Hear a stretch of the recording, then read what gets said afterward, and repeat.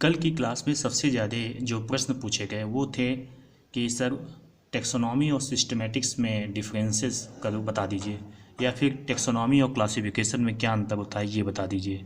तो आज हम लोग इसी के बारे में पढ़ेंगे कि टेक्सोनॉमी और सिस्टमेटिक्स में क्या अंतर होता है, टेक्सोनॉमी और क्लासिफिकेशन में क्या अंतर होता है।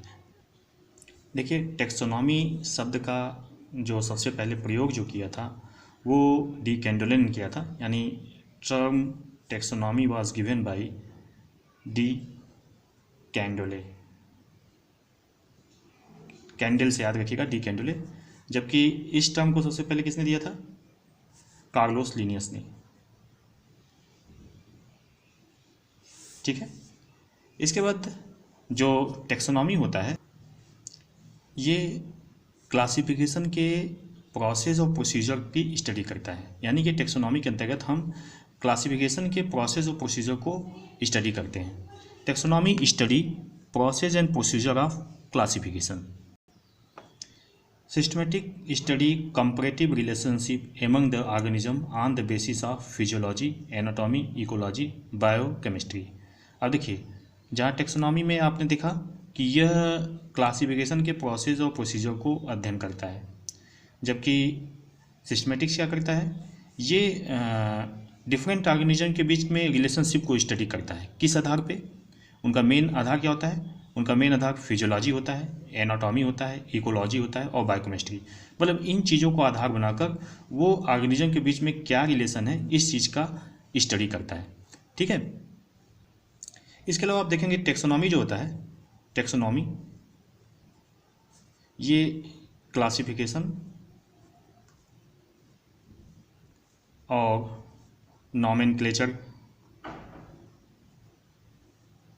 की स्टडी करता है, यानी एक तरह से टेक्सोनॉमी के अंतर्गत क्लासिफिकेशन और नॉमेनक्लेचर दोनों चीज़ें आ जाती हैं। जबकि सिस्टमेटिक्स में क्या होता है?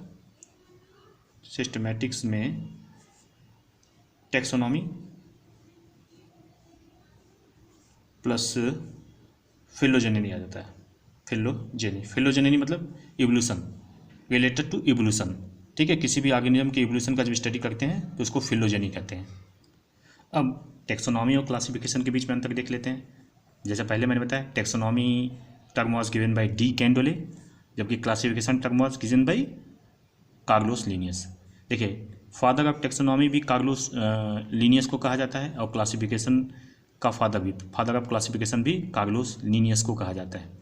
तो टेक्सोनॉमी और क्लासिफिकेशन में अंतर देखते हैं। देखिए, टेक्सोनॉमी जो होता है ये स्टडी करता है प्रोसेस मतलब विधि एंड प्रोसीजर्स ऑफ क्लासिफिकेशन। ठीक है, नियम कानून का मतलब किस नियम से आप क्लासिफिकेशन कर रहे हैं, इन चीज़ों के बारे में टेक्सोनॉमी स्टडी करता है। जबकि क्लासिफिकेशन क्या कहता है? It is process to organise organism into hierarchical series of group and sub group. ठीक है। अब ये ग्रुप सब ग्रुप क्या होता है? जैसे किंगडम, फाइलम, ठीक है, class, order, family, genus, species, ये सब ग्रुप्स होते हैं। तो क्लासिफिकेशन उनको डिफरेंट हायरार्चिकल सीरीज में ग्रुप में डिवाइड करता है, जबकि टेक्सोनॉमी क्या करता है? इस किस तरह से इसको डिवाइड किया जाएगा, किस विधि से किया जाएगा, इसकी स्टडी करता है। तो उम्मीद है कि आपको टेक्सोनॉमी और क्लासिफिकेशन के बीच में डिफरेंसेस समझ में आ गया होगा, और साथ ही साथ आपको ये टेक्सोनॉमी और सिस्टमेटिक्स के बीच में भी अंतर समझ में आ गया होगा। तो टेक्सोनॉमी और सिस्टमेटिक्स में अंतर समझिए। टेक्सोनॉमी जो होता है एक क्लासिफिकेशन और नॉमेनक्लेचर को साथ में स्टडी करते हैं टेक्सोनॉमी के अंतर्गत, जबकि सिस्टमेटिक उससे भी बड़ा टर्म है जिसमें टेक्सोनॉमी, क्लासिफिकेशन और फिलोजेनी सब इंक्लूड होता है। यानी systematic is the broader term जिसके अंतर्गत टेक्सोनॉमी भी आ जाता है और क्लासिफिकेशन भी आ जाता है। ठीक है।